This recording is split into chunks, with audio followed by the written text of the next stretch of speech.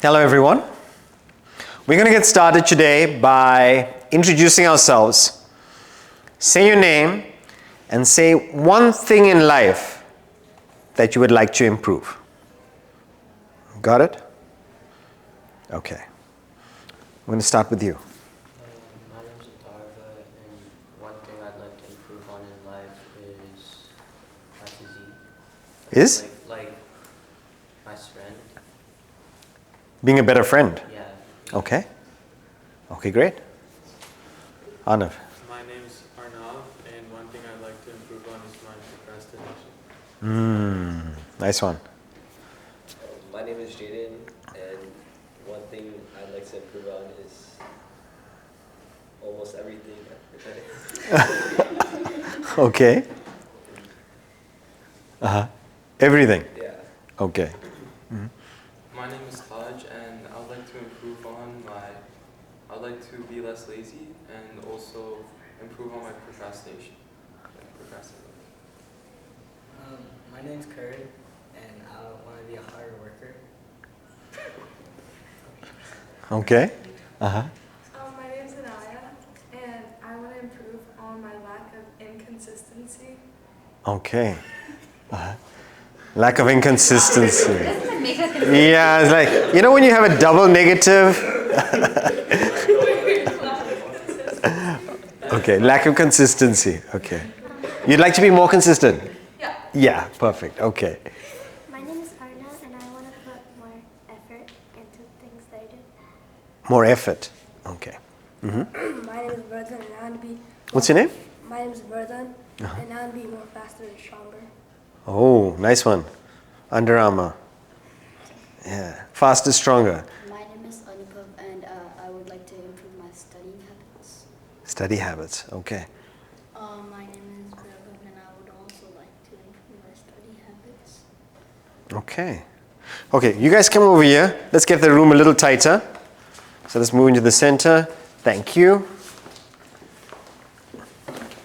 Today is about mental fitness. When we use that phrase, it's a bit unusual, mental fitness, because when we think about fitness, we usually think about working out. We think about the body. We think about biceps, we think about abs. This is our idea of fitness. So let's start with what we know, and then we bring it to what today is about, mental fitness. What does a fit body? What can a fit body do? What is a fit body? What is an unfit body? Fit body?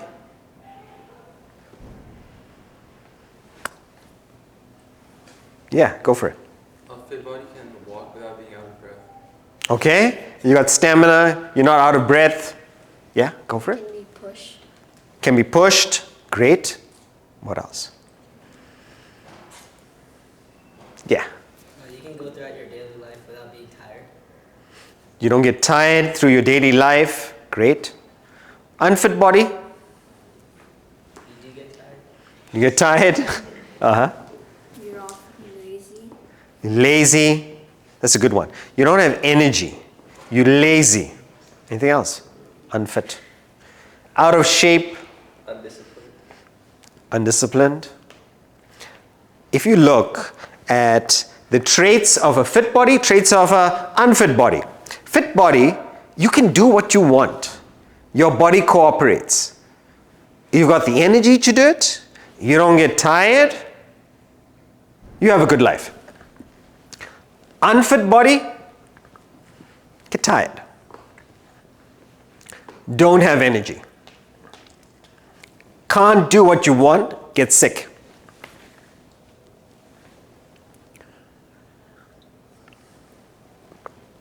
Now let's bring it to the mind. What is a fit mind? Mental fitness. Able to stay on task. Able to stay on task. Good one. What else? Is able to be controlled. Able to be controlled. Nice. Can your mind support you with what you would like to do? Think of a perfect fit person. You've heard of Michael Phelps? Okay. Most decorated Olympian of all time. He features in a documentary called The Weight of Gold. Has anyone seen it? So in this documentary, it talks about all these Olympians. They go to the Olympics and they've trained for 4 years, but they say how during the Olympics they don't sleep. They're so tense, they're so stressed because in those 20 seconds in the pool, in those 10 seconds on the racetrack, their whole future is decided by 10 seconds. So they're stressed. Sometimes they win, sometimes they come second. And there's such a big difference between first and second in terms of endorsements, sponsorships. What happens if you win the gold medal? How do you think an Olympian would feel? Happier? Yeah. Huh? Accomplished. Celebrating. Michael Phelps says, after the Olympics, the week after, you go into depression. You go into depression because you've just achieved what you've worked for, and then your mind goes, now what? And there's this emptiness. Imagine you've got all the muscles. The body is absolutely perfect. It looks good. But inside you are miserable. And he says, there is no education. There is no help for us because everybody thinks we should be happy. Mental fitness is what you are in the inside. Hi, welcome. Have a seat. No. Come sit in one of these rows.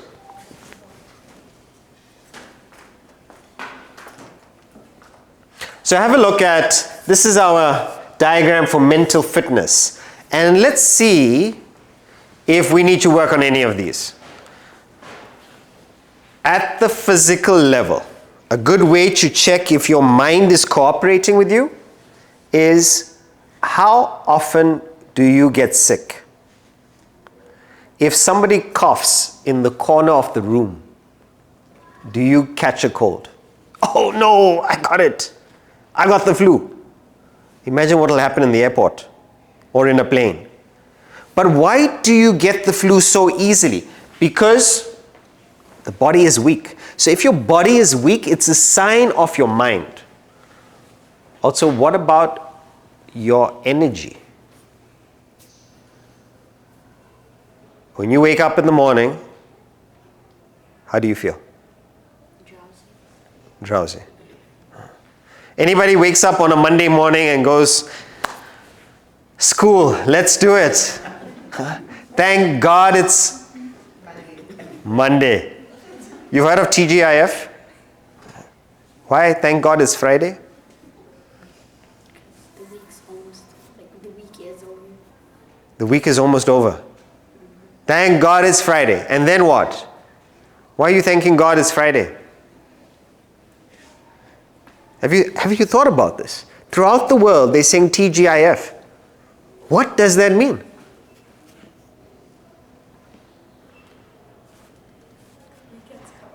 The weekend is coming. So what happens on the weekend? You don't do anything. You don't do anything. Imagine you're so happy not to do anything. What does it mean about what you do? You don't like what you do. So it means that you hate, you don't look forward to the first 5 days, you only want to live for the last 2 days. And what do you do in those last 2 days? Nothing. What kind of life is this? We grumble and grumble and grumble and complain about school, and then school gets over, and then you get into university, and you grumble, grumble, grumble, complain about university, and then what? You go into the office, and then you grumble, grumble, complain about the work week. We live life for those 2 days out of 7 where we do nothing. We live life for that little bit of holiday.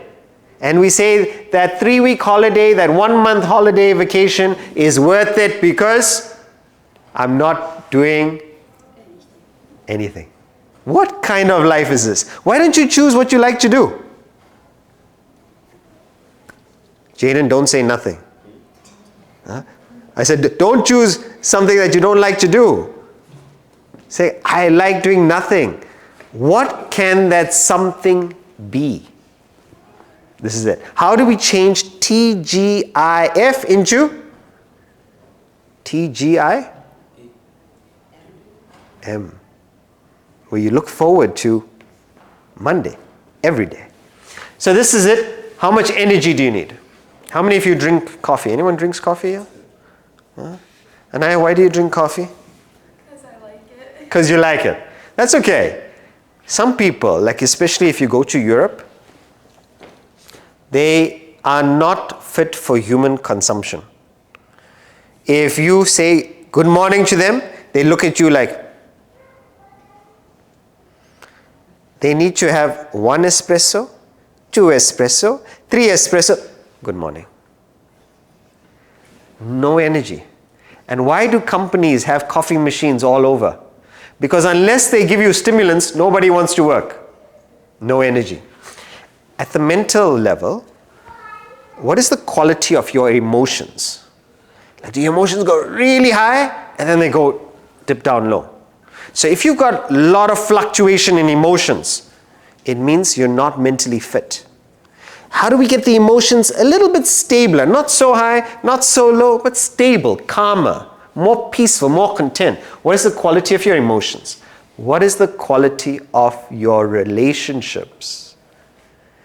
When you talk to your parents, when you talk to your friends, how are your relationships? With your twin brothers? Just brothers. Who's older? Yeah. How's the relationship with small brother? Not good. Not good. Huh? Twin brothers? How's it going? Okay. It's okay. Huh? We've only got a few relationships if you think about it. Parents, our siblings, only a handful of relationships. A couple of teachers, our friends group, maybe 10 close relationships. What is the quality? Is it fighting, arguing, screaming?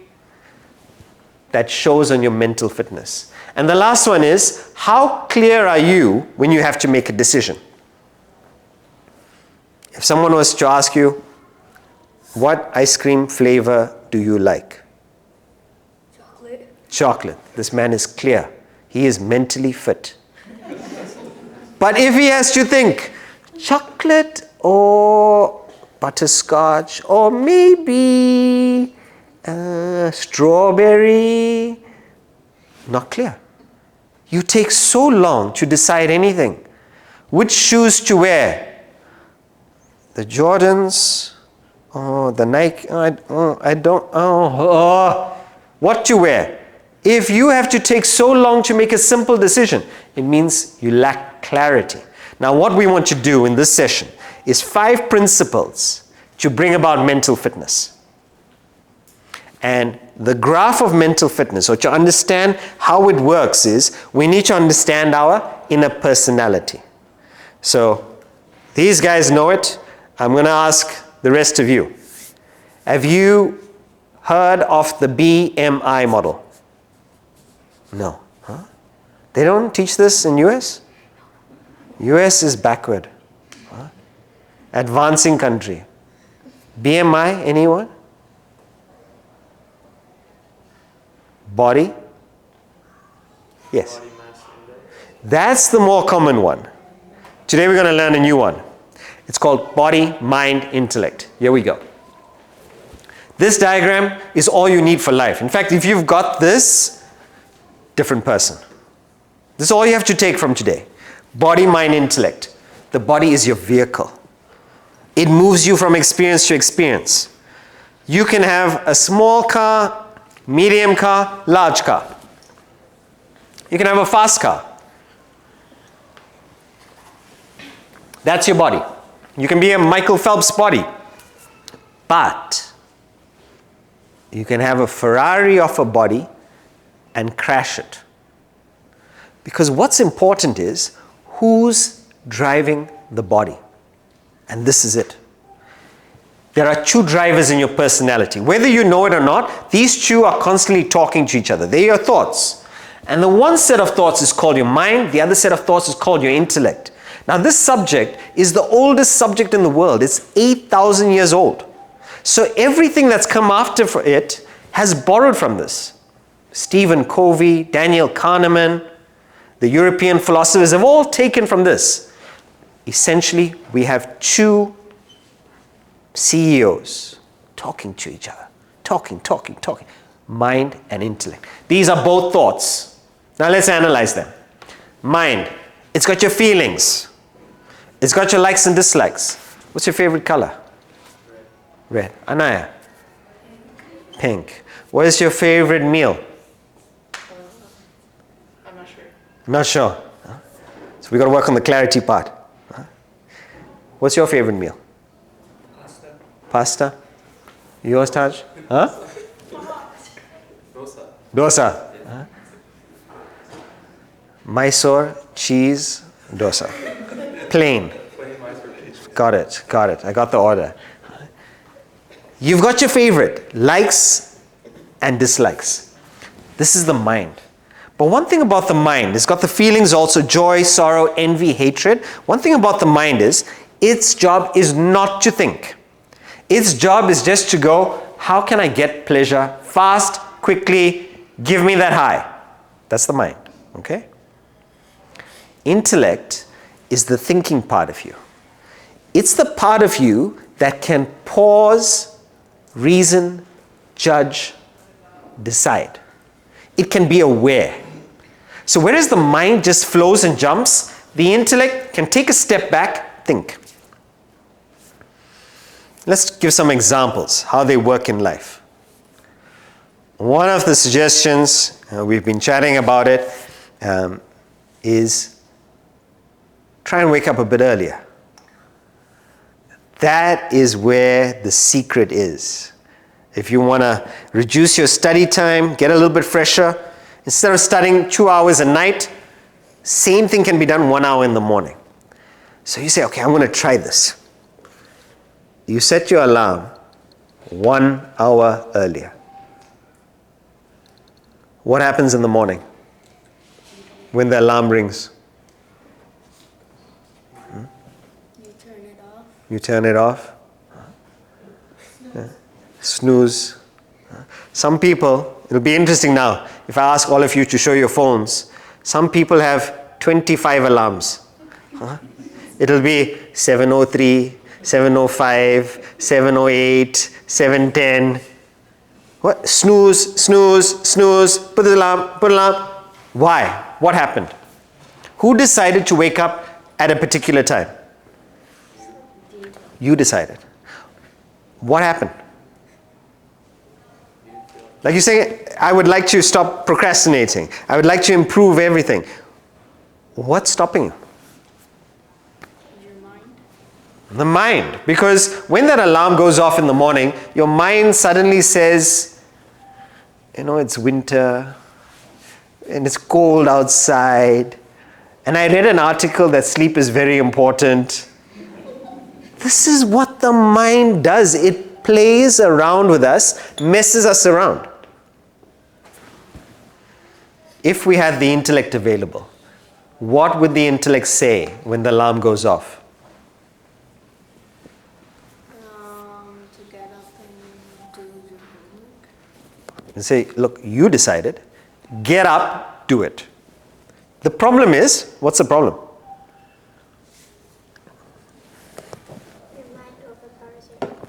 Your mind overpowers the intellect. So if the mind is strong and your intellect is weak, even though you know what you should do, you're not able to do it because no intellect. You've got an important exam to finish tomorrow. You need it to pass the year, but you still got quite a few hours of study to do. But then you get a call from your boyfriend, girlfriend, and they're saying, let's watch a movie. What does your mind say?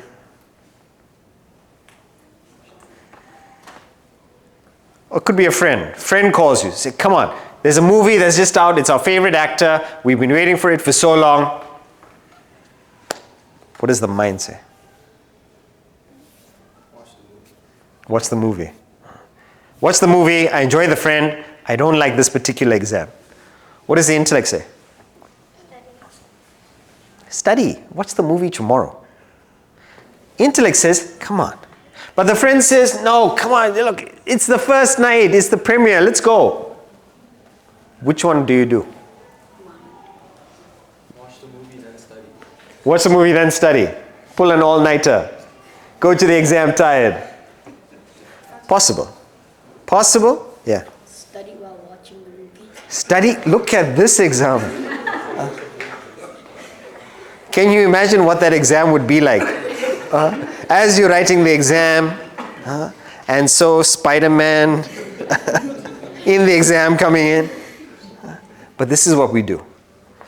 We try and compromise. Maybe if it's like a Netflix show, we'll say, one episode. What? Just one episode. And then one episode finishes, and then next episode. Next episode. And it's not a teenager problem. It's a human being problem. Avanya and myself, Avanya's parents live in Johannesburg. We're married. We went to Johannesburg and we were staying with her parents, and we told them, you know, there's this great show on Apple TV, Hijack, with Idris Elba. We think you'll enjoy it. All right? So it's 6 episodes, 1 hour each. So we told them about it. And we said, you know what? Before we go to bed, we'll put the first episode on for you. So they said, okay, we'll watch 1 episode and we'll also go to bed. We put the first episode on. We went to bed, we said goodnight. Next morning, we woke up, we don't see them. Then mid-morning, still no activity, no sign. 12 o'clock only, they start surfacing. We said, Mom, Dad, what happened? They said, we couldn't stop watching. They watched all 6 episodes. Why? Mind is strong, intellect is weak. So here's the thing. If you want to succeed in life, what is stopping us is not the parents, it's not the teachers, it's not anything outside. The whole battle is between my mind and my intellect. And unless this intellect is strong enough, there is nothing you can do. Your mind is going to take over and it's going to make you just a vegetable. It's up to you. Develop the intellect so you can actually do what you want, achieve what you want. So we're going to get on to 5 principles to develop this intellect, to activate it so we can use it to be mentally fit. The first principle, to activate this intellect. How does the intellect decide if something is right or wrong? How does it analyze? It thinks about it. It thinks, but how does it think? Yes. So how do you decide something's a pro or a con? Yeah? So how do I know that should I study or should I go with a friend? Like, what's it based on? What's your reference point? Yeah. Like what benefits you more, maybe? What benefits you more? So how do you decide which benefits you more? Based on past examples. Past examples, past information, yes. I'm still looking for the right Consequences. consequences, yes. What is your reference point? The beauty of this subject is it just becomes so clear after I tell you. That's what do you want to achieve? That's it. Your goal. What is your goal? Do you have a goal? Now, if I was to go around the room, first principle, what's your goal? Do you have a goal? If you don't have a goal, how can the intellect even work? The intellect won't even know what to allow, what not to allow. So if I was to go around the room and ask you, what's your goal? Oh, you want to say? What's your goal? It should be clear, it should be one line. And because it's clear, you know your reference point. What is your goal? If you don't have a goal, then do you want to go to the movie? Why not? Do you want to have pizza? Okay. You want to have ice cream after the pizza? Why not? Do you want to have more pizza? Okay. If there's no goal, anything is okay, you don't go anywhere. Have you heard of this book, Alice in Wonderland?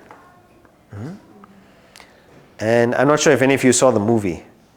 There's a Cheshire cat. And this Cheshire cat appears, disappears. So there's a conversation where Alice is trying to find a way and this cat appears. She's lost. And this is the conversation. Alice says, would you tell me please which way I ought to go from here? And the Cheshire cat, that depends a good deal on where you want to get to. Alice, I don't much care where. So she's got no goal, she's got no direction. Cheshire cat, then it doesn't matter much which way you go. Alice, so long as I get somewhere. Cheshire cat, oh, you're sure to do that if only you walk long enough. What it means is, if you don't know where you're going, it doesn't matter where you go. But if you have a direction, things become clear and you start getting these different opportunities. So as soon as you think like, which subject I want to study, which college I want to, suddenly you start meeting people. Oh, I know somebody who's been there. I can give you some ideas for the essays. But it only comes if you know what you're looking for. There's a saying by Plato. He says, if a man knows not to which port he sails, no wind is favorable. Means, if you don't know where you're going, how can you make use of the wind? And the last one I leave you. Has anyone heard of Warren Buffett? Who is he? A rich businessman. A rich businessman. Okay, so he's supposed to be one of the wisest investors. And this is what he says about how to be really successful. He says the difference between successful people and really successful people is that really successful people say no to almost everything. Why, Anea? You know, Anea actually means that. Why do they say no? Karan? Eh? Because they have a goal. Because they have a goal. Because they're saying yes to their goal. When you say no to something, you're actually saying yes to your goal. It is clarity. So number one principle is have a clear goal. Second is, what type of goal should you have? And the word that we're going to learn today is called Swadharma. Swa means one's own. Dharma means nature. Is it in line with your nature? Now, if you are choosing a career or you're choosing subjects that you're not interested in, it's going to be so much harder. It's like going against a tornado.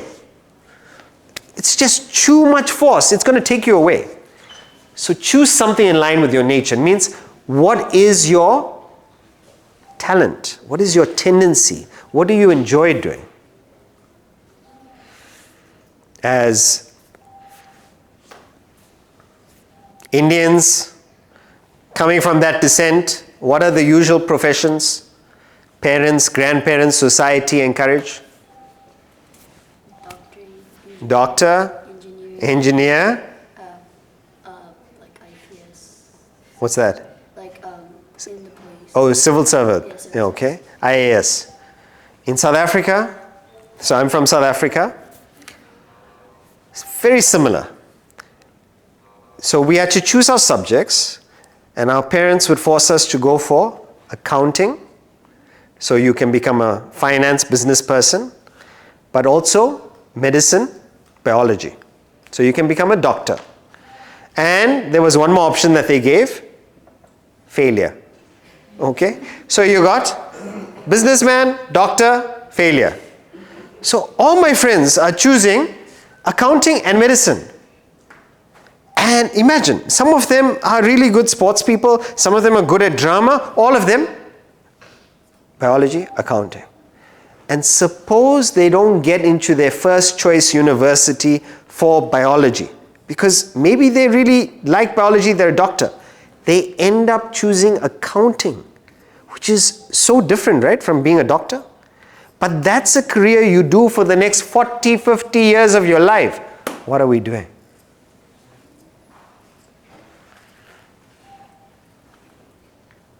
Maybe we need to change the way we think. Albert Schweitzer, he says, why are we looking for a job? To be successful, right? It's saying, change the way you look at success. Success is not the key to happiness. Happiness is the key to success. If you love what you are doing, you will be successful.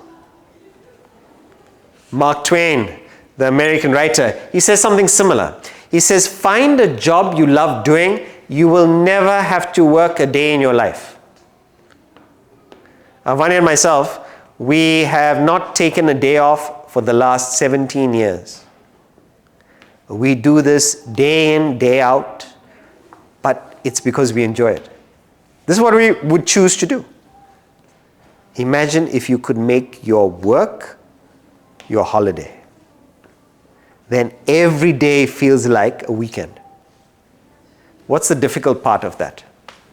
What's the catch? Sounds very good. Finding what you want to do.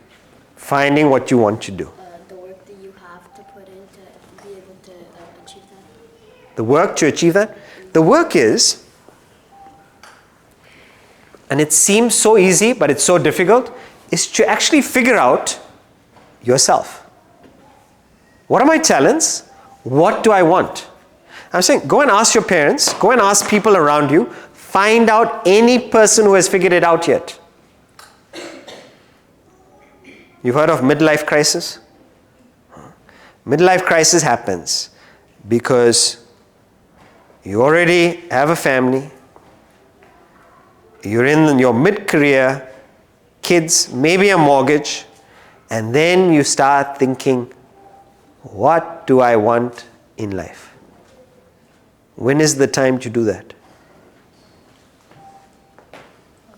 Before living. Now. Think about what you want. What is your goal? And then the last part of choosing a goal is this: service. If you're working just for yourself, it is going to be boring. It's going to be something that you don't look forward to. But the moment you start thinking about something bigger, even if it's just your classroom, or for the family, or for somebody else, your friends group, it becomes interesting. And this is the secret. So, if you look at the circles diagram, the smallest circle is you. If you're working just for yourself, it's the smallest amount of energy. But if you work for the family, you actually get more energy, you look forward to it. And this is the secret of it. But if you work for the community, you get more energy. Country, you're powered. Humanity, living beings. Now, if you are here to go to all living beings, difficult. So go slowly. Start small. How do we practice this?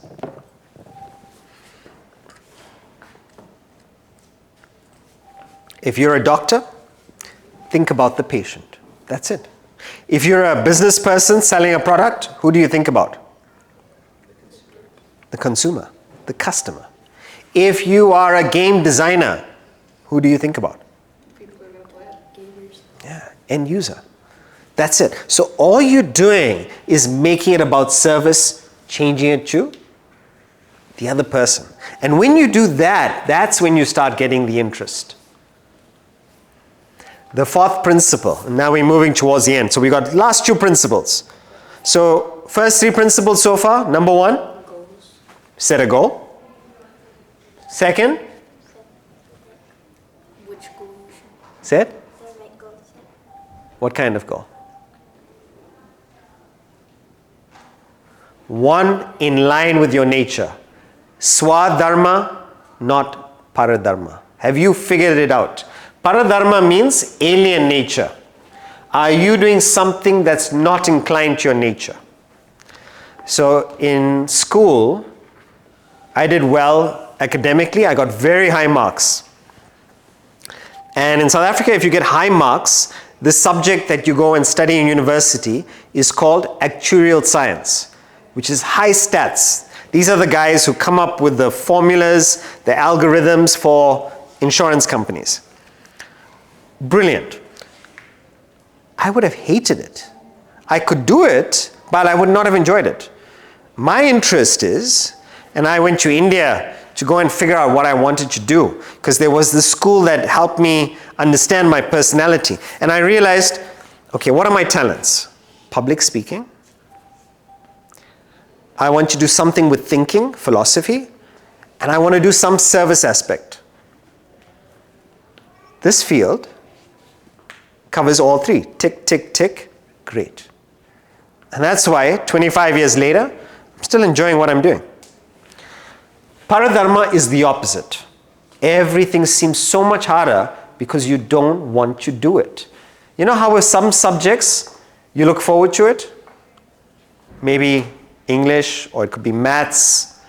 I don't know which subject. But there are some subjects, the time flies. You don't even see the time going. Why? Because it's your swadharma. Choose your swadharma. And the third aspect is, try to give it a service aspect, element. That'll keep the motivation. Now the fourth one is, an important one, is another Sanskrit word we're going to learn is sat sang. Design and choose your company, choose your friends. Do your friends lift you towards your goal or take you away from your goal? Does your company take you towards your truth or away from your truth? Do they help you be better or do they bring you down? Choose your company.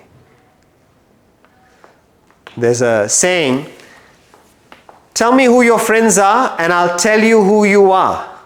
Means that's who you're going to be. If you surround yourselves with people who are selfish, who are unhappy, that's what you're going to be. But surround your people with positive people, that's what you're going to be. So depending on your goal, choose those people. The power of company, of influence. So can you say, any of you, have you consciously aligned your friends with your goal? Anybody? It's a bit random, isn't it? Maybe we met somebody at a dance, somebody we met at school, someone's a family friend. Is it aligned to your goals? Company. And the last one for today is relationships. In relationships, we get into so much of trouble because we want people to behave according to what we would like them to be. Mind and intellect, if we can show, please. When we look at people, like when you look at your parents, your mom, how would you like your mom to behave?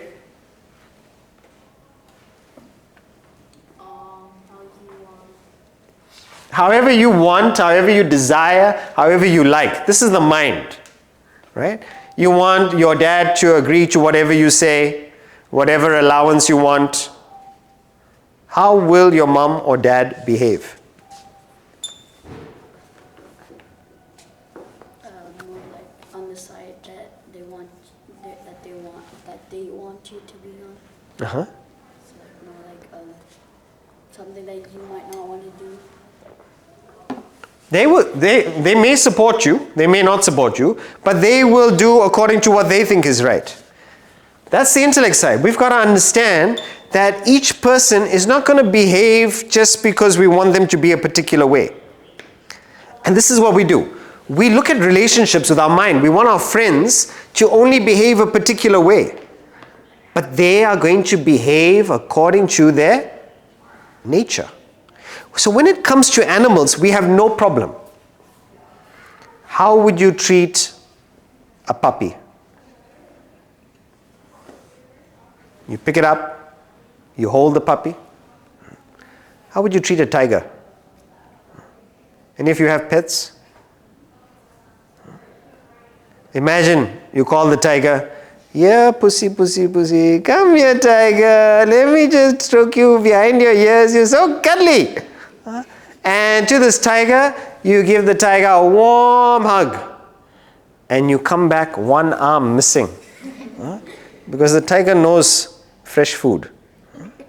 Comes back one arm missing. And you say, Sudhakar, what did you tell me to do? You said I must work on my relationships. I went to the tiger, took off my arm.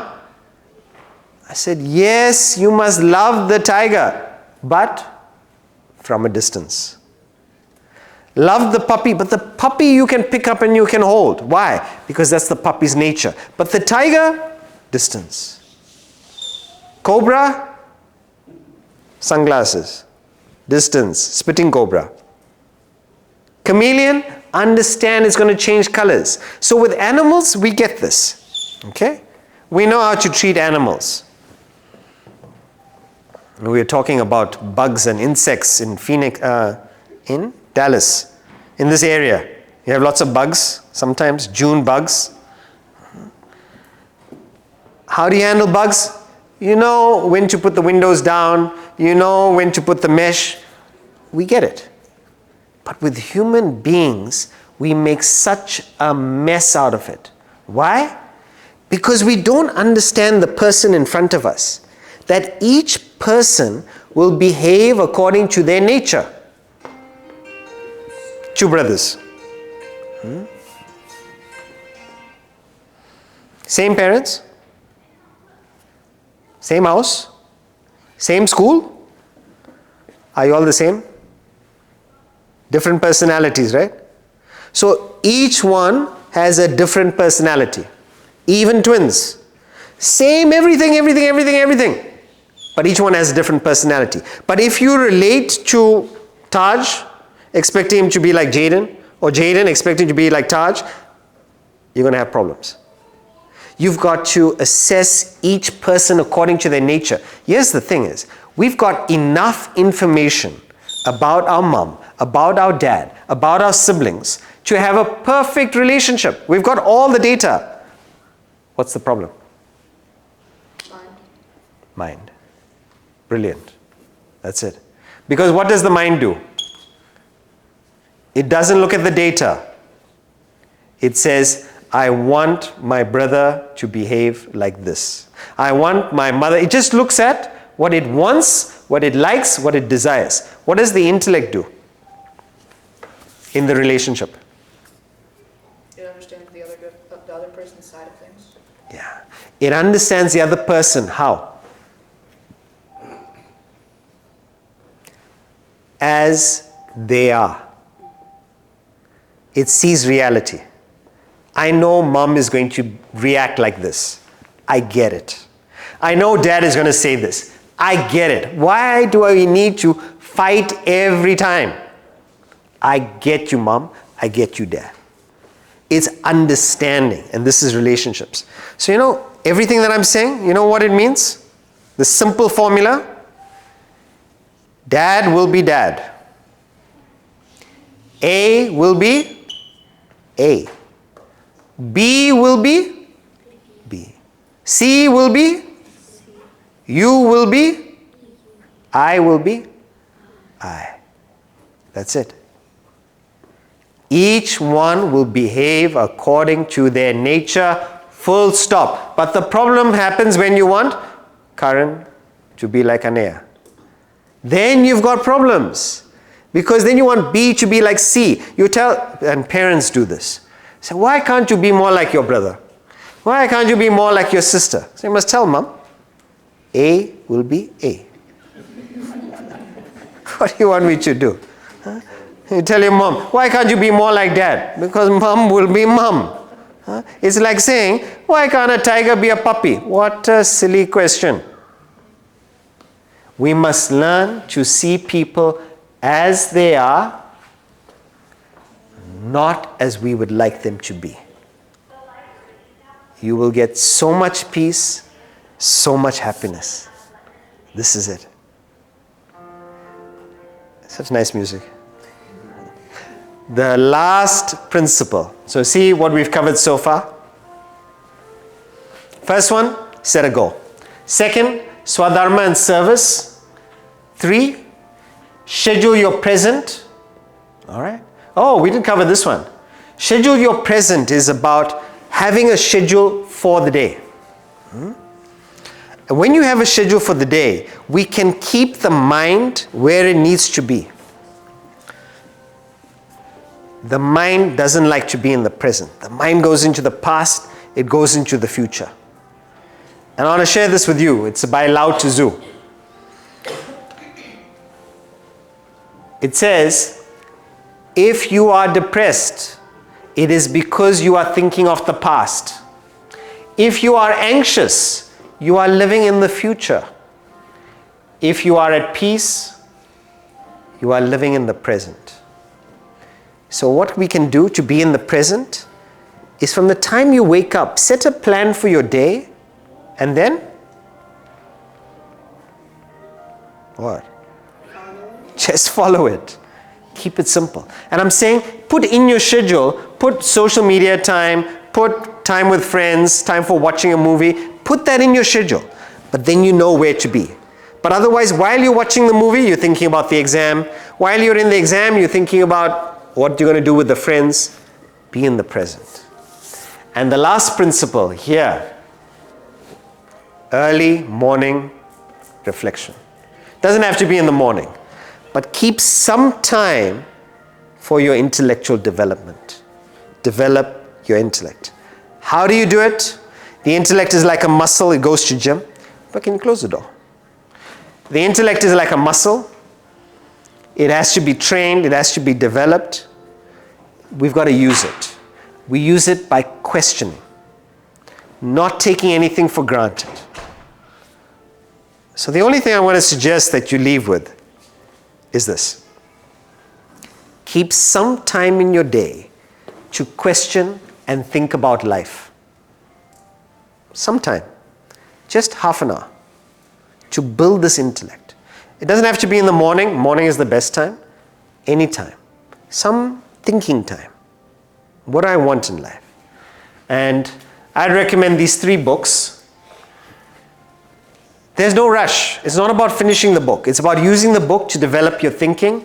I'd say start with this book, The Fall of the Human Intellect. So we have a few copies. I would say try that. Just 2 pages a day. Think about it. Half an hour over. Use it to get your thinking going. It's not easy to do it by yourself. Maybe a nice thing that might add some enthusiasm is come visit the academy. We have youth camps at our campus in India. It's a 5-day retreat where we have teenagers from all over the world. And we have material like this to help us figure out what is our swadharma, what field to choose, and how ultimately to just have a happy life. So it's every December. There's also one in summer, the 18th, I think it's end of May. So you can take a look.